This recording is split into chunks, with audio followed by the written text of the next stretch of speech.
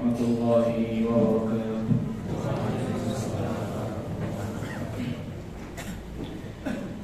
Innal hamdalillah nahmaduhu wa nasta'inuhu wa nastaghfiruh wa na'udzu billahi min shururi anfusina wa min sayyiati a'malina. Man yahdihillahu fala mudilla lahu ومن يضلل فلا هادي له.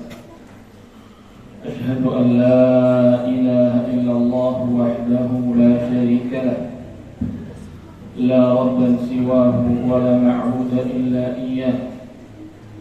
وأشهد أن محمدا عبده ورسوله وصفيه وخليله صلى الله عليه وعلى آله وأصحابه ومن سار على نهجه واستنى بسنته إلى يوم الدين.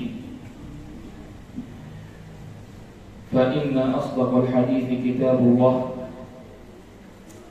وخير الهدى هدى محمد صلى الله عليه وسلم وشر الأمور محدثاتها فإن كل محدثة في الدين بدعة وكل بدعة ضلالة وكل ضلالة في النار ثم أما بعد.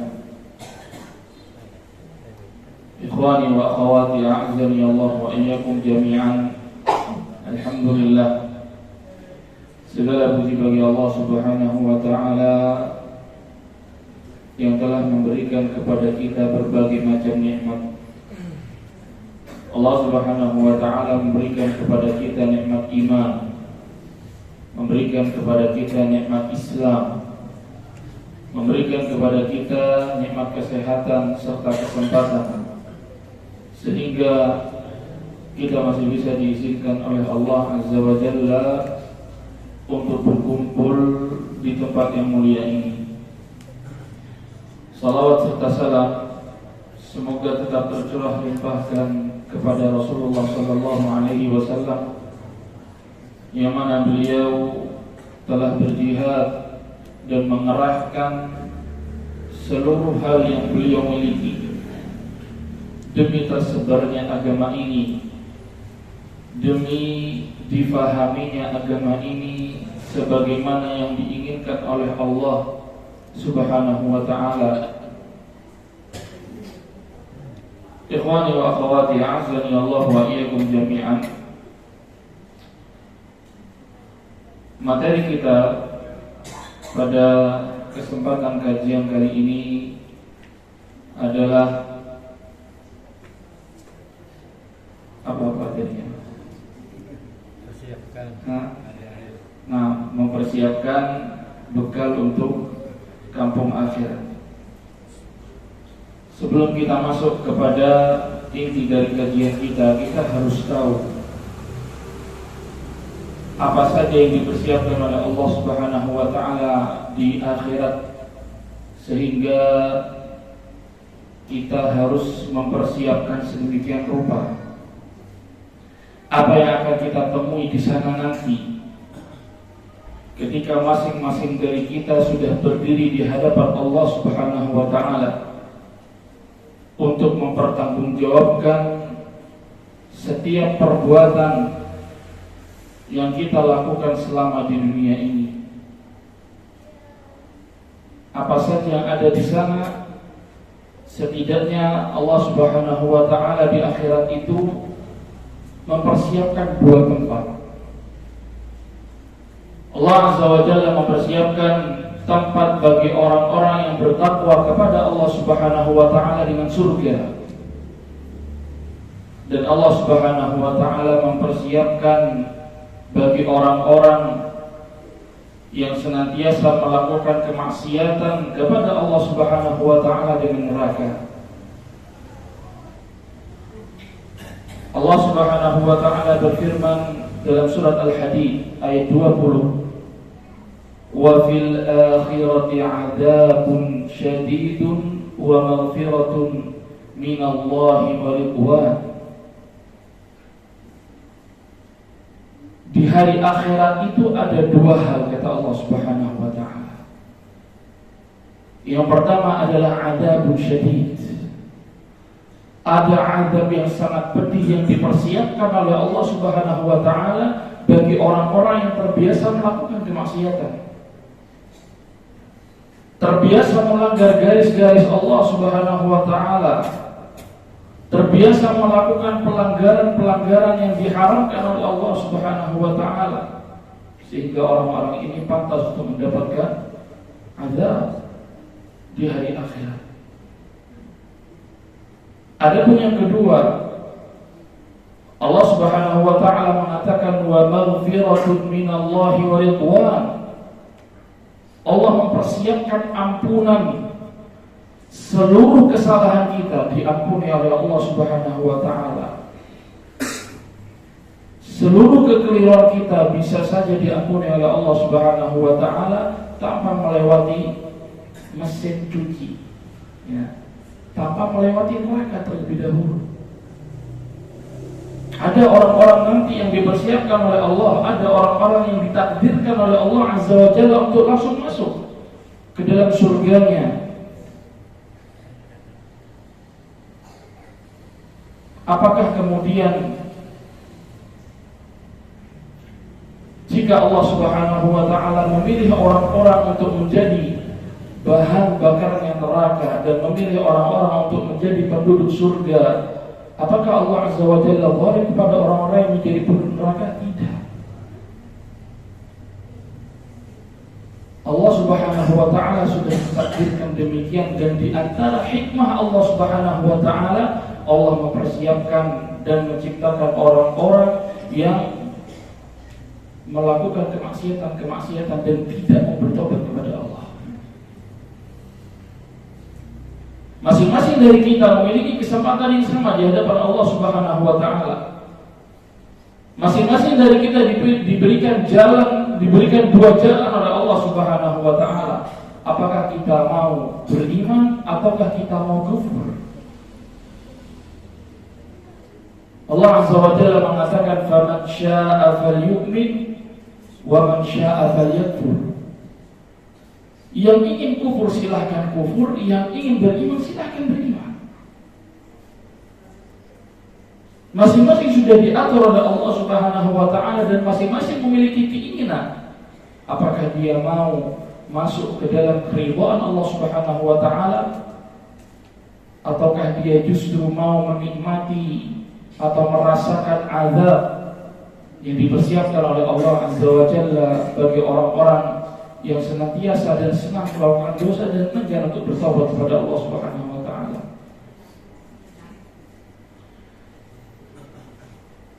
Ikhwani wa akhwati, a'azzani Allah wa iyyakum jami'an.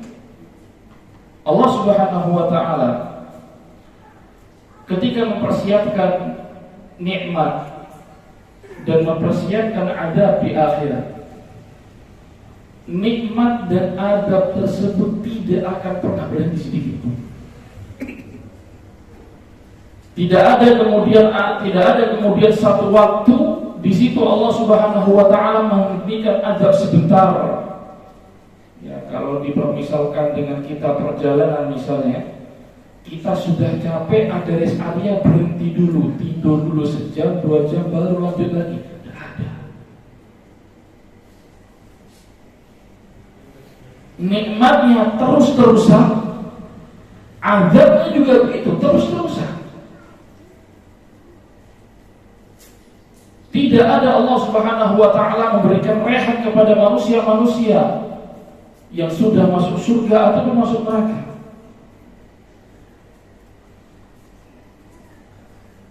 Dan satu hari di akhirat itu sama dengan 1000 tahun di dunia. Allah Subhanahu wa taala berfirman, "Wa inna yawman 'inda rabbika ka'alfi sanatin mimma ta'udun." Dan sesungguhnya satu hari di sisi Allah Subhanahu wa taala itu sama seperti 1000 hari kalian di dunia. Mau berapa lama kita menikmati kemaksiatan kepada Allah Subhanahu wa taala kalau nanti diadab dengan begitu begitu lama dan tidak berhenti. 1000 tahun di dunia itu hanya 1 hari di hadapan Allah Subhanahu wa ta'ala. Di dalam ayat yang lainnya Allah Subhanahu wa ta'ala mengatakan ta'rujul malaikatu war-ruhu ilaihi fi yaumin kana miqdaruhu 50,000 sanah. Ada juga 1 hari yang terhitung di sisi Allah Subhanahu wa ta'ala ketika malaikat dan Jibril, ya, para malaikat seluruhnya dan juga Jibril alaihissalam itu naik menuju Allah Subhanahu wa ta'ala pada hari yang mana hitungannya sehari itu setara dengan 50.000 tahun. Dan itu disebutkan oleh Allah dan disebutkan oleh para ahli tafsir bahwasanya hari yang 50.000 tahun itu adalah pada hari kiamat. Ya, ketika hari kiamat itu sehari di sisi Allah Subhanahu wa ta'ala sama dengan 50.000 tahun di dunia. Bayangkan kalau seandainya kita diadab oleh Allah Subhanahu wa ta'ala 1 hari saja di akhirat. Salah seorang dari kita dicelupkan oleh Allah Subhanahu wa ta'ala ke dalam api neraka, disuruh untuk menikmati azab. Apakah kita kuat menikmati azab tersebut dan merasakan azab yang dipersiapkan oleh Allah Subhanahu wa ta'ala? Padahal Allah Subhanahu wa ta'ala menyiapkan azab yang paling ringan bagi pamannya Nabi sallallahu alaihi wasallam, yaitu siapa? Abu Thalib. Azab teringan di neraka itu dinikmati dan dirasakan oleh Abu Thalib. Dan azab teringan itu Abu Thalib nanti pada hari kiamat akan dipasangkan terompah dari api neraka yang mana kemudian otaknya mendidih.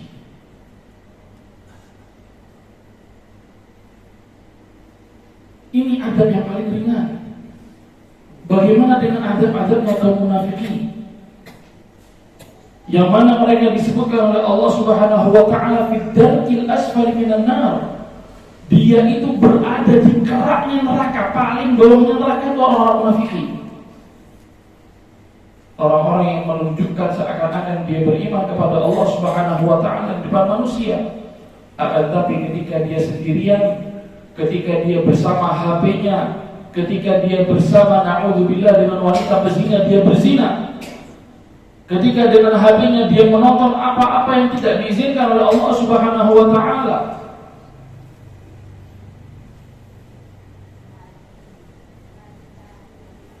Dia menampakkan seakan-akan dia beriman di hadapan manusia, seakan-akan dia menjadi orang yang paling tinggi keimanan di sisi Allah Subhanahu wa ta'ala. Tapi ternyata di belakang, ketika tidak ada satupun manusia yang melihat, dia justru melanggar garis-garis Allah Subhanahu wa ta'ala. Nabi SAW mengatakan bahwasanya ada orang-orang yang dia datang kepada Allah Subhanahu wa ta'ala pada hari kiamat, dia membawa kebaikan sebesar gunung Tihamah. Dia membawa pahala kebaikan sebesar gunung Tihamah. Akan tetapi pahala-pahala tersebut tidak ada nilainya di sisi Allah Subhanahu wa ta'ala. Karena apa? Karena dia ketika khala bimaharimillah, ketika dia bersendirian, tidak ada satupun makhluk Allah yang melihat dia, justru dia melanggar keharaman-keharaman Allah Subhanahu wa ta'ala. Orang yang seperti ini kebaikannya tidak ada harganya di sisi Allah Subhanahu wa ta'ala. Allah mengatakan wa qadimna ila ma 'amilu min 'amalin faj'alnahu haba'an manthura. Dan akan kami tampakkan seluruh amalan dia selama di dunia. Salat wajibnya, salat sunnahnya. Kalau dia umrah, pahala umrohnya, pahala hajinya, pahala sedekahnya. Dia bangun masjid, begitu banyak kebaikan yang dia lakukan selama di dunia. Apakah itu ada harganya di sisi Allah Subhanahu wa ta'ala? Tidak. Faja'alnahu haba'an manthura. Akan kami jadikan amalan-amalan itu tidak ada harganya, berterbangan. di sisi Allah Subhanahu wa taala. Adapun surga, ya, tadi kita permisalkan neraka. Adapun surga, Allah Subhanahu wa taala berfirman dalam surat Muhammad ayat ke-15, "Mathalul jannati allati wu'ida al-muttaqun." Permisalan surga yang dipersiapkan oleh Allah Subhanahu wa taala untuk orang-orang yang bertakwa. Dan Allah ini hanya menerima amalan-amalan dari orang-orang yang bertakwa kepada Allah Subhanahu wa taala. Innama yataqabbalullahu minal muttaqin. Sesungguhnya Allah Subhanahu wa taala hanya menerima amalan dari orang-orang yang bertakwa kepada Allah Subhanahu wa taala. Dan takwa itu maknanya sebagaimana disebutkan oleh seorang ulama yang bernama Talq bin Habib rahimahullahu taala, beliau mengatakan anta'mala bi ta'atillah ala nurin minallah tarju thawaballah. Takwa itu, kata beliau, adalah engkau beramal dengan ketaatan kepada Allah Subhanahu wa taala ala nurin minallah, di atas ilmu yang diturunkan oleh Allah Subhanahu wa taala, tarju thawaballah, yang mana dengan itu engkau mengharapkan balasan hanya dari Allah Subhanahu wa taala. Takwa dalam artian antatruka ma'siyatallah ala nurin minallah takhafu iqaballah. Engkau melakukan atau meninggalkan kemaksiatan kepada Allah Subhanahu wa taala di atas ilmu yang diturunkan oleh Allah Subhanahu wa taala, takhafu iqaballah, karena engkau takut terhadap hukuman yang dipersiapkan oleh Allah Subhanahu wa taala. Itu takwa. Dia berhati-hati untuk melakukan amalan-amalan selama dunia. Apakah ini termasuk ketakwaan saya kepada Allah atau tidak? Dan surga yang dipersiapkan oleh Allah Subhanahu wa taala itu akan diberikan kepada orang-orang yang bertakwa. Allah mengatakan mathalul jannati allati wu'ida al-muttaqun. Permisalan surga yang dijanjikan oleh Allah Subhanahu wa taala untuk orang-orang yang bertakwa. Fiha anharun min ma'in ghairi asin. Di dalam surga tersebut ada sungai-sungai yang di situ isinya air dan rasanya tidak berubah. Ya, berbeda dengan kita. Terkadang kita minum air ada rasanya airnya ini kok tidak enak ya. Ya. Kadang air kalau sudah didiamkan lama mau diminum tidak enak rasanya. Ya. Yang tinggal di pinggir-pinggir pantai, ya mungkin sebagian airnya terasa asin, payau. Di surga tidak ada. Di surga itu Allah Subhanahu wa taala mempersiapkan, ya, air-air, mempersiapkan anhar, mempersiapkan sungai. Di situ ada air yang tidak pernah berubah rasanya sedikit pun. Kalau kita lihat sungai-sungai di kita ini, masya Allah ya, tidak berubah juga rasanya. Ya, sungai-sungai di kita ini rasanya tidak pernah berubah. Ya, coklat semua, masya Allah. Kadang ada yang lewat ya. Akan tapi di surga tidak begitu. Dipersiapkan oleh Allah air yang segar, air yang rasanya tidak payau dan tidak akan pernah berubah.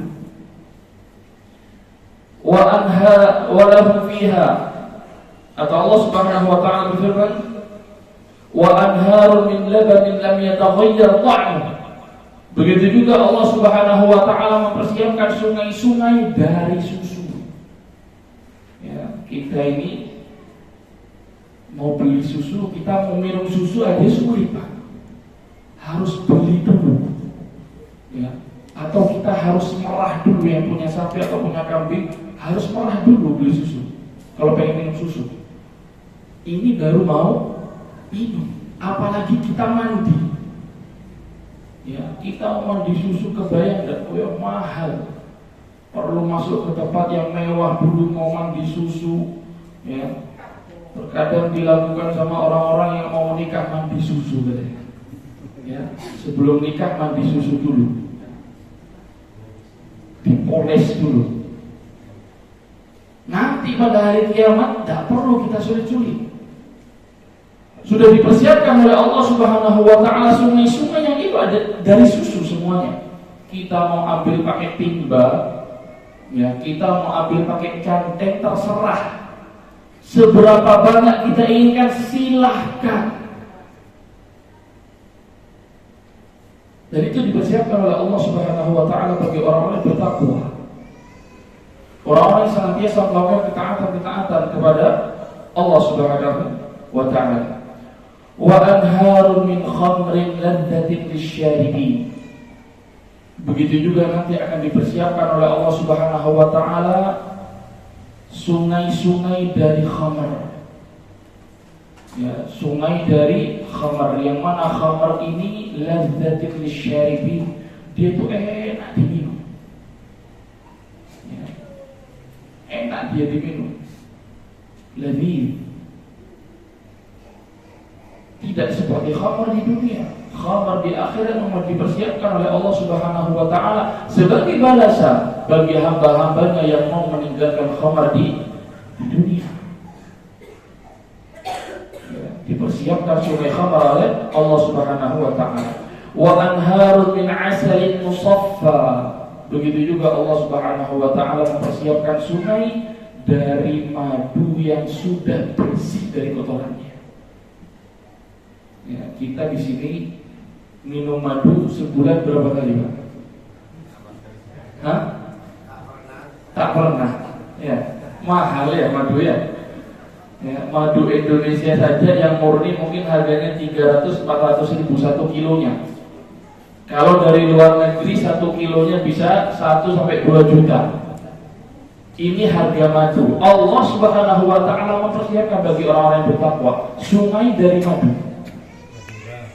Bukan Madura, Pak. Ya, ada sungai dari madu dipersiapkan oleh Allah Subhanahu wa taala bagi orang yang bertakwa. Orang-orang yang mau melakukan ketaatan-ketaatan dan menjauhi larangan-larangan Allah Subhanahu wa taala, disiapkan itu oleh Allah Subhanahu wa taala. Begitu juga Allah Subhanahu wa taala mempersiapkan wa lahum fiha min kulli tsamarat. Begitu juga Allah Subhanahu wa taala mempersiapkan berbagai macam buah-buahan yang kita tahu dan kita tidak tahu. Ya. Bahkan disebutkan oleh Allah Subhanahu wa taala yang qutufuha daniyah. Dahan-dahannya itu dia dekat. Kalau kita mau ya terbetik dalam hati kita ingin satu buah tertentu, dahannya itu mendekat kepada kita, tinggal ambil petik sendiri. Ya.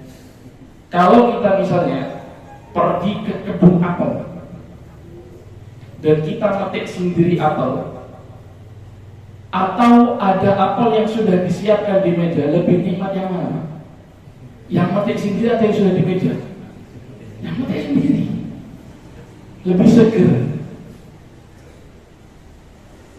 Di akhirat pada orang-orang yang bertakwa dipersiapkan oleh Allah Subhanahu wa taala ketika dia terbetik ingin satu buah tertentu, dahannya didekatkan oleh Allah Subhanahu wa taala, kita petik sendiri.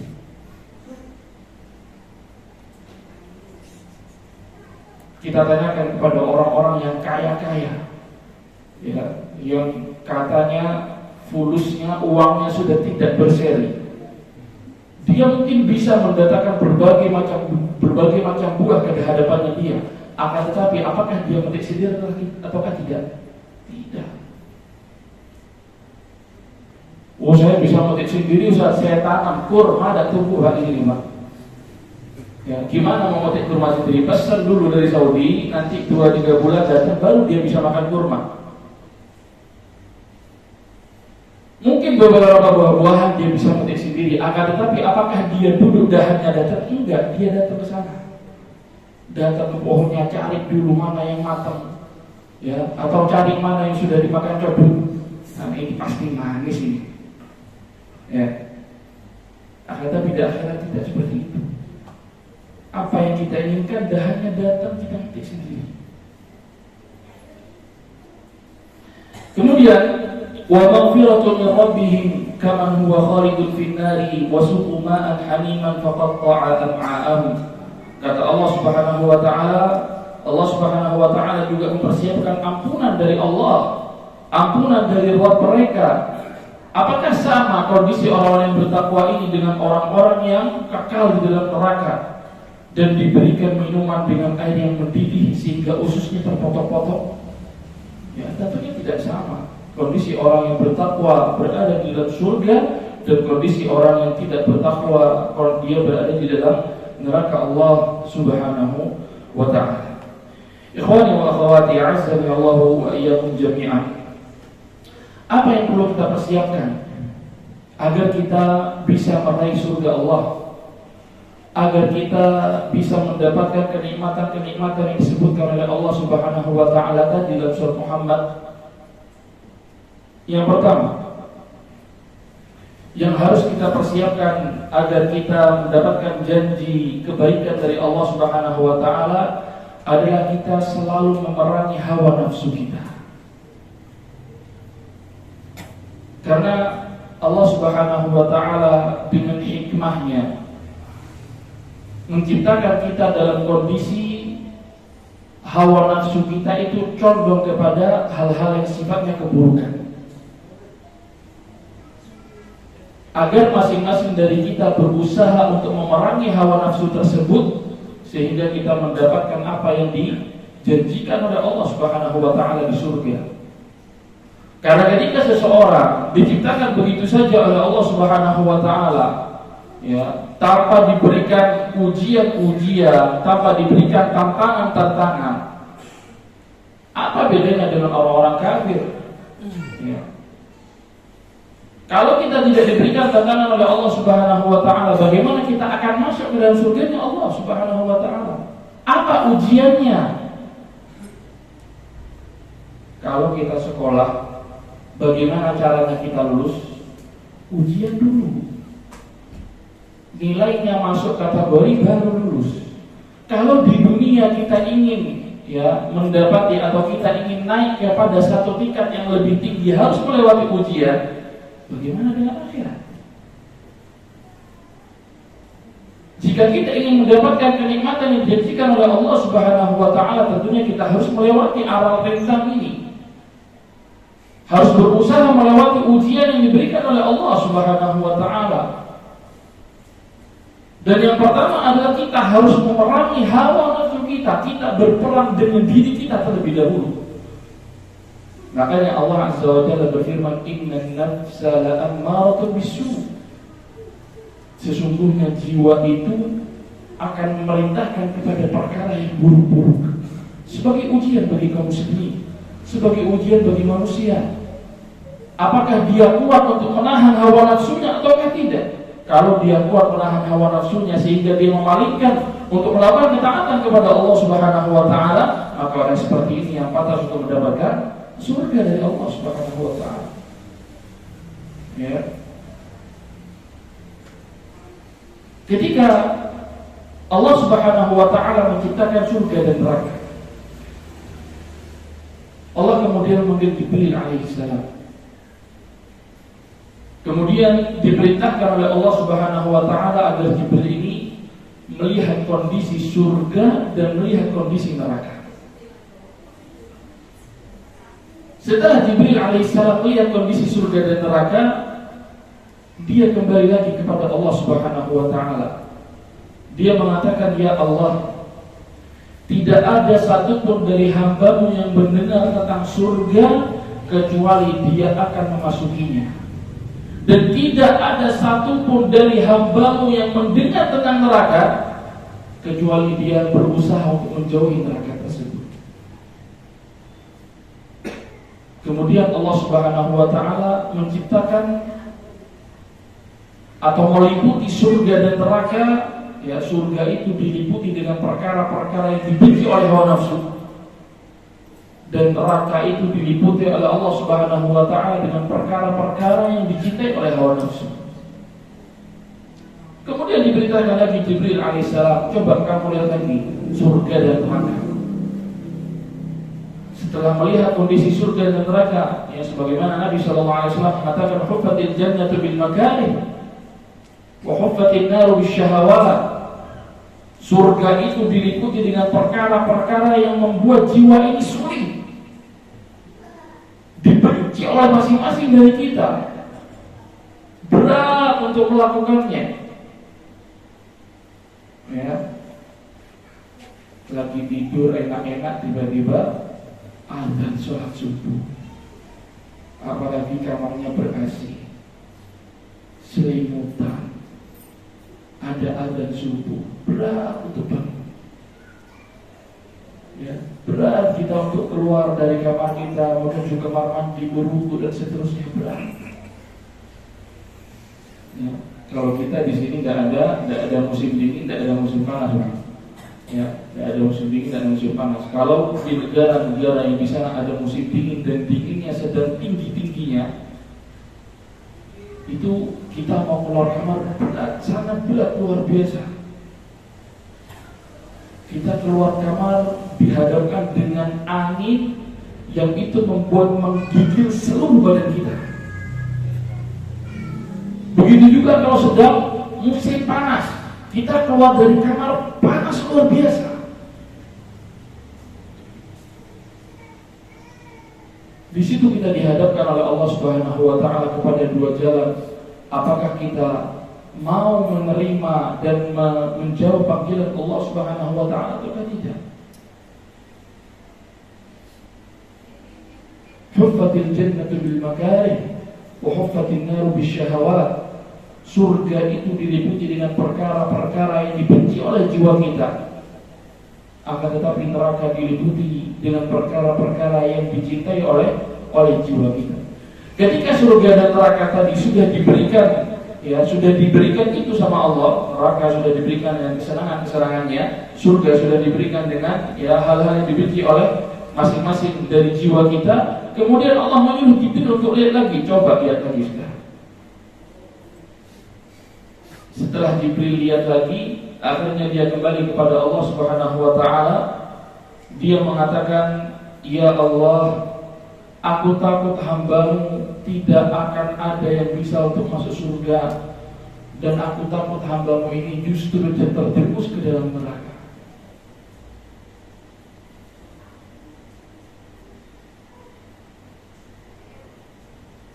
Makanya kita ini diperintahkan oleh Allah Subhanahu wa taala untuk selalu memerangi hawa nafsu kita. Bahkan Imam Al-Qayyim rahimahullahu taala menyebutkan bahwasanya jihad yang paling pertama dan paling wajib adalah kita ini memerangi hawa nafsu kita masing-masing sebelum kita memerangi orang lain. Kalau kita memerangi hawa nafsu kita belum selesai, bagaimana kita akan sibuk memerangi orang lain? Diri kita saja kita belum selesai kok mau ngurusi orang lain? Kita saja belum sempurna, kita saja belum melakukan ibadah dengan sempurna, kok tiba-tiba mau ngurusi orang lain? Makanya Allah Subhanahu wa taala berfirman, "Wa amma man khafa maqama rabbih wa nahaa an-nafsa 'anil hawa fa innal jannata hiyal ma'wa." Kata Allah Subhanahu wa taala, adapun orang-orang ya yang takut dengan hari ketika dia diberdirikan di hadapan Allah Subhanahu wa taala pada hari kiamat, dan dia berusaha untuk melarang hawa nafsunya dari hawa nafsu tersebut, menahan hawa nafsunya untuk terjerumus kepada perkara-perkara yang diharapkan oleh Allah Subhanahu wa taala, maka akan dipersiapkan surga oleh Allah Subhanahu wa taala. Fa innal jannata hiyal ma'wa. Maka orang yang seperti ini akan mendapatkan surga, dan surga tempat kembalinya. Makanya masing-masing dari kita ya harus berusaha sekuat tenaga. Bagaimana caranya kita ini mengalahkan hawa nafsu kita? Ya, terutama ketika datang waktu sholat, ketika datang azan, ketika kita mendengar suara panggilan Allah Subhanahu wa taala melalui azan, kita bergegas, kita bersegera menuju panggilan Allah tersebut. Allah Subhanahu wa taala atau di dalam azan, muadzin mengatakan hayya 'alal falah. Ayo kita menuju kepada kemenangan. Kemenangan itu dengan sholat, bukan dengan tidak mendengarkan azan atau dia abai dengan azan. Bagaimana kaum muslimin akan mendapatkan kemenangan kalau sholat saja dia tidak mau hadir? Kalau panggilan Allah Subhanahu wa taala saja dia tidak mau menyeru atau tidak mau menyanggupinya, bagaimana dia akan mau menyanggupi panggilan-panggilan yang lainnya? Terkadang kita lebih mengedepankan hawa nafsu kita dengan kita tidak mendengarkan azan dengan alasan ya ini toko masih banyak ya beli. Ya, terkadang dipuji sama Allah. Kalau sudah ada kadang datang banyak orang. Ya, toko itu justru ramai kalau dekat dengan azan. Terkadang begitu diuji sama Allah Subhanahu wa taala. Makanya tidak jarang keluar dari lisan-lisan kita kalau sudah datang waktu azan, aduh ya azan. Ya, kita tertipu dengan dunia, kita mengedepankan hawa nafsu kita mengedepankan keuntungan duniawi. Berat bagi kita untuk menutup kemudian dikasih tulisan sedang sholat, kok sulit kayaknya. Ya. Makanya masing-masing dari kita harus berusaha ya, untuk selalu memerangi hawa nafsunya, untuk menunaikan perintah-perintah Allah Subhanahu wa taala dan menjauhi larangan-larangan Allah Subhanahu wa taala. Adapun yang kedua yang harus kita persiapkan untuk menuju bekal atau menuju kampung akhirat, yang kedua adalah dengan kita selalu melihat ke bawah kita, bukan melihat kepada orang yang di atas kita. Tentunya ini sifatnya dalam perkara-perkara duniawi. Kalau kita misalnya Pak sedang jalan ya, terus ketika jalan itu kita tidak lihat ke bawah, kita lihat ke atas, apa yang terjadi? Ada got masuk Pak. Ya, ada leke masuk, jatuh dia. Kenapa? Dia lihat ke bawah, lihatnya ke atas. Sambil jalan dia lihat, enak ya orang yang pesawat terbang. Itu seterusnya. Makanya dalam perkara-perkara duniawi kita harus selalu melihat kepada orang-orang yang ada di bawah kita, agar kita itu selalu bersyukur kepada Allah Subhanahu wa taala atas segala apa yang kita diberikan oleh Allah kepada kita. An-Nabi sallallahu alaihi wasallam pernah bersabda, "Unzuru ila man huwa asfala minkum wa la tanzuru ila man huwa fawqakum." Lihatlah, kata Nabi sallallahu alaihi wasallam, kepada orang-orang yang berada di bawah kalian. Wa la tanzuru ila man huwa fawqakum, dan jangan sekali-kali kalian melihat dalam hal duniawi kepada orang-orang yang berada di atas kalian. Ya, kadang kalau kita ini atau kita ini memang semuanya karena kondisinya diciptakan oleh Allah Subhanahu wa taala dengan ada hawa nafsu di situ.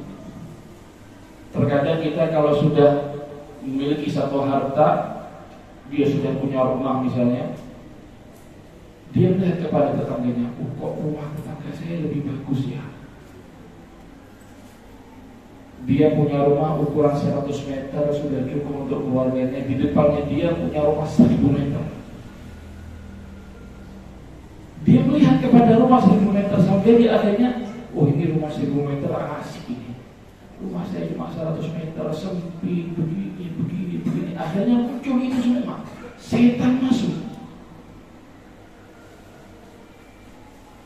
Kalau kita misalnya sudah punya satu istri, kemudian melihat kepada orang yang lain, itu istrinya 3, saya kok cuma 1. Ya, kalau mampu tidak apa-apa, yang repot yang tidak mampu ini. Ya, selain tidak mampu juga apa? Takut. Ya. Dia punya sepeda motor misalnya, cukup sepeda motor 150 cc, tetangganya punya 600 cc. Asik kayaknya kalau saya punya 600 cc. Begitu seterusnya. Akhirnya apa? Akhirnya kondisi dia tidak bersyukur kepada Allah Subhanahu wa taala. Karena dia selalu membandingkan nikmat yang diberikan oleh Allah kepada dia dengan nikmat yang diberikan kepada orang lain. Dan orang seperti ini tidak akan pernah bahagia selama di dunia. Ya, makanya orang-orang yang kondisi setiap harinya dia itu memikirkan dunia, uangnya sudah tidak berseri, ya, dia kadang memiliki kesempatan untuk melakukan ibadah umroh misalnya setiap bulan dia bisa berangkat, akan tidak berangkat. Kenapa? Karena dia merasa miskin terus. Nanti kalau saya berangkat umroh, saya tinggal misalnya 9 hari. 9 hari itu kalau satu harinya dapat 100 juta, hilang 900 juta saya. Dipikir dengan perkara-perkara atau dibandingkan dengan hal-hal yang sifatnya duniawi. Dan orang seperti ini tidak akan pernah bersyukur kepada Allah Subhanahu wa taala. Makanya Nabi sallallahu alaihi wasallam tadi ketika memerintahkan unzuru ila man huwa asfala minkum wa la tanzuru ila man huwa fawqakum. Lihat kepada orang-orang yang berada di bawah kalian dalam kondisi duniawinya. Jangan lihat kepada orang-orang yang ada di atas kalian. Fa huwa ajdaru alla tazdaru ni'matallahi 'alaikum. Maka hal yang demikian itu akan menjadikanmu tidak menghinakan nikmat-nikmat Allah yang sudah diberikan kepada kalian. Ada seorang tabi'in.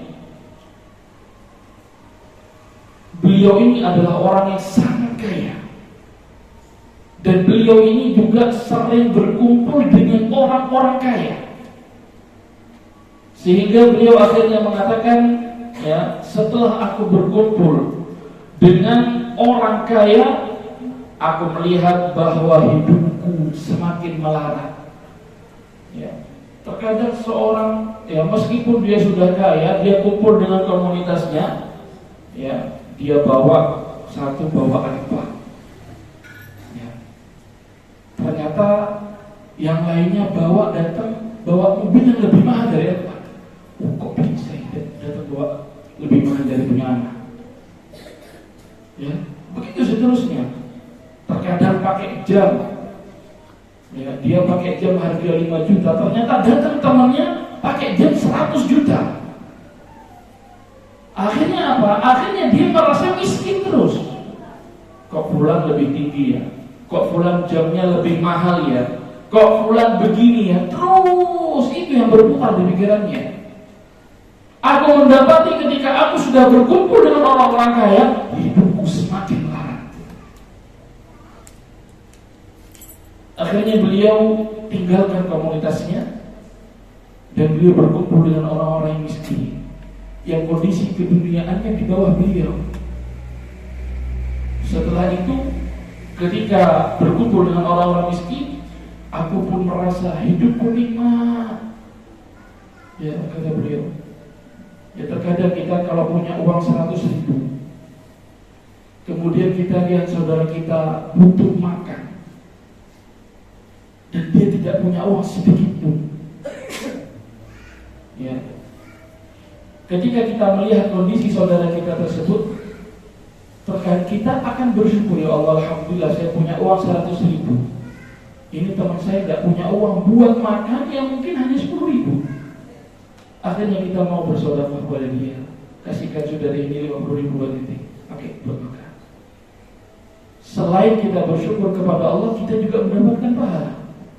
Mendapatkan pahala sedekah, mendapatkan pahala kita memasukkan rasa kebahagiaan kepada saudara kita. Ini manfaatnya ketika kita selalu melihat kepada orang-orang yang ada di bawah kita. Makanya Nabi SAW beliau mengatakan, "Man kanatid dunya hammah, ja'alallahu faqrahu baina 'ainayhi wa shattata 'alaihi shamlahu wa lam ya'tihi minad dunya illa ma qaddara lahu." Kata Nabi SAW, barang siapa yang tujuannya selama hidup di dunia hanya sifatnya duniawi semua, tujuan dia selama hidup di dunia itu hanya mengumpulkan harta, Tujuan dia selama di dunia itu hanya untuk berpegah-pegahan. Tujuan dia di dunia itu hanya untuk banyak-banyakan anak dan seterusnya. Ja'alallahu faqrahu baina 'ainaihi. Allah Subhanahu wa taala akan menjadikan kemiskinan itu selalu berada di depan matanya, kayak kacamata.